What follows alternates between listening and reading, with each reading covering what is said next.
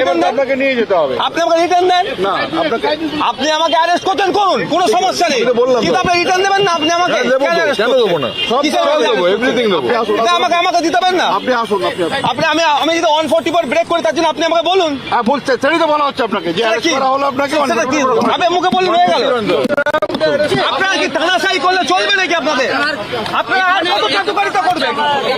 আমার মনে হয় তো হয়তো তৃণমূল কংগ্রেসের অ্যাকাউন্ট থেকে টাকা এদের দিচ্ছে, যেভাবে আচরণটা করছে।